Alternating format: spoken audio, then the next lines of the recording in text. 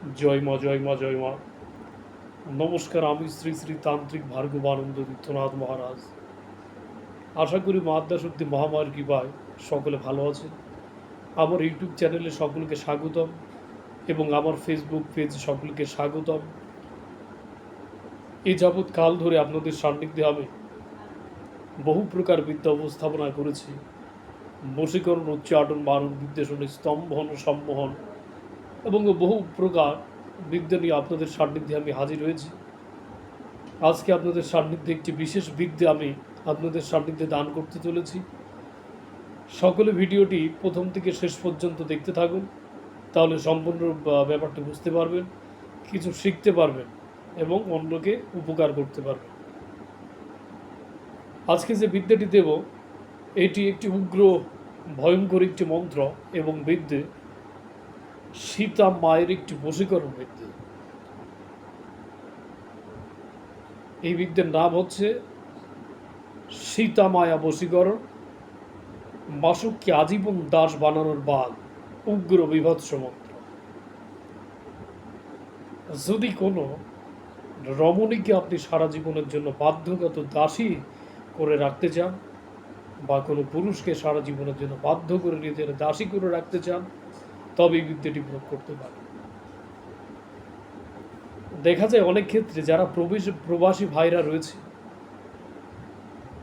বহু বছর ধরে প্রবাসী জীবনযাপন করছে, তাদের স্ত্রী দেশে থেকে অর্থকরী, সয় সম্পদ, টাকা পয়সা যেগুলো পাঠাচ্ছে সেগুলো আত্মসাৎ করছে এবং অন্য পরপুরুষের সাথে সম্পর্কে আবদ্ধ হচ্ছে। সে দীর্ঘদিন পরে বাড়িতে ফিরে দেখছে তার স্ত্রী অন্য কারোর সাথে সম্পর্কে আবদ্ধ হয়েছে। তার সারা জীবনের সঞ্চয়ের টাকা সব শেষ, তার স্ত্রী লুটে পুটে সব শেষ করে দিয়েছে। সেই ক্ষেত্রে এই বিদ্যের প্রয়োগে যারা প্রবাসী ভাইরা রয়েছে, নিশ্চিন্তে দেশ ছেড়ে যাওয়ার জন্য এই বিদ্যাটি প্রয়োগ করে যেতে পারে। এই কর্ম করে আপনি দেশের বাইরে যাবেন, যত কাল পর্যন্ত সেই ব্যক্তি বেঁচে থাকবে আপনার কথা, আপনার নাম এবং আপনার চিন্তা ভুলতে পারবে না। সারা জীবনের জন্য আপনার বাধ্যগত থাকবে। কোনো মূল্যেই তারা পরপুরুষের সাথে সম্পর্কে আবদ্ধ হবে না। আপনি ব্যতীত দ্বিতীয় কোনো পুরুষে সে আসক্ত হবে না। খুবই প্রভাবশালী জিনিস। অন্যান্য ক্ষেত্রে প্রয়োগ করা যায়। যদি কোনো ব্যক্তি, কোনো স্ত্রী চলে যায় পরপুরুষের সঙ্গে, বা বাবার বাড়িতে যেয়ে যদি আসতে না যায়, বা কোনো রমণীর উপরে প্রয়োগ করতে পারেন। দীর্ঘদিন ধরে ভালোবাসেন, সে মেয়েটি আপনার ভালোবাসা প্রত্যাখ্যান করছে, আপনি তাকে বিবাহ করতে চান, সেক্ষেত্রে এটি প্রয়োগ করতে পারেন। তো বিদ্যে প্রসঙ্গে চলে যায়। ভিডিওটি বেশি বড় করব না, কারণ বড় ভিডিও আপনাদের বিরক্তর কারণ হয় অনেক ক্ষেত্রে, আমি বুঝতে পারি। তাই আমি মূল বিষয়ে চলে যাব। সর্বপ্রথম মন্ত্র বলি। মন্ত্র বলছে, সীতা মায়ের মায়া পড়িল অমুকের গায়ে। এখানে যদি মেয়ের নাম, যদি মেয়ের জন্য করতে চান, কোনো রমণীর জন্য, সেক্ষেত্রে মায়ের নাম আগে বলবেন, তারপর মেয়ের নাম বলবেন। তারপর বলছে, রামের চরণে যেমন হনুমান লুটায়, ঘর ছাড়ুক কুল ছাড়ুক আসুক মোর ঘর দ্বারে, না আসিলে সীতার অভিশাপ তোর কলিজা চিরে, দোহাই লাগে অগ্নিকুণ্ডে সীতা মায়ের আর্তনাদের, দোহাই লাগে রাবণের অশোক বনের বিভীষিকা, দোহাই লাগে লবকুশের নারী ভুরির পচা রক্তের, বশ না হইলে তোর রুহু যমরাজের নরকে পচিবে। এ হচ্ছে মন্ত্র। মন্ত্রের যে কথা, এই মন্ত্রের কথা শুনে বুঝতেই পারছেন যে কতটা প্রভাবশালী এবং পাওয়ারফুল। যদি সঠিক নিয়ম মেনে যদি করতে পারেন, অবশ্যই আপনি কাজে সাকসেসফুল হবেন। এর নিয়ম হচ্ছে, কি করবেন, মেশক জাফরান কালি দিয়ে, গোলাপ জল দিয়ে সেই কাঙ্ক্ষিত ব্যক্তি তার ব্যবহারকৃত কাপড়ের উপরে তার নাম লিখবেন। যদি তার কাপড় সংগ্রহ না করতে পারেন, তবে মেশক জাফরান কালি দিয়ে ভোজ্যপত্রের উপরে তার নাম লিখবেন। লেখার পর একটি নির্জন একটি ঘরে যাবেন।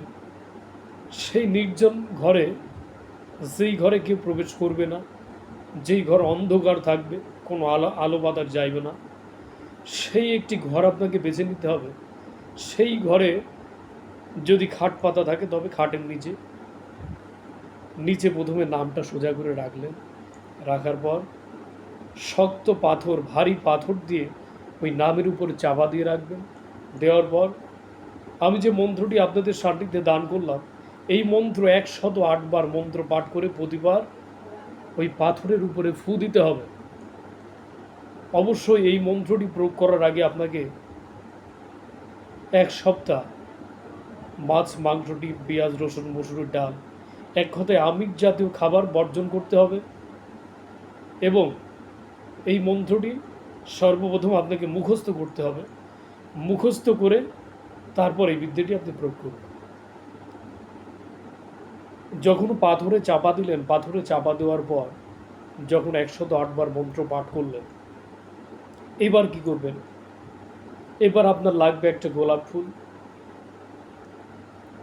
এবং একটি লাগবে মিষ্টি পান।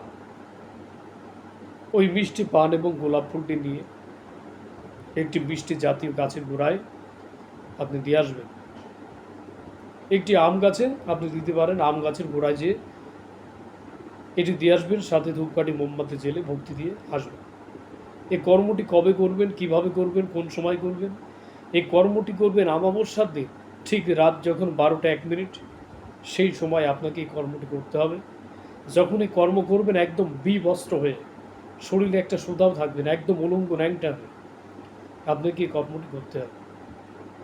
যদি দ্রুত কাজটি করতে চান, সেক্ষেত্রে সেই রমণের একখানা ছবি ওই পাথরের নিচে চাপা দেবে।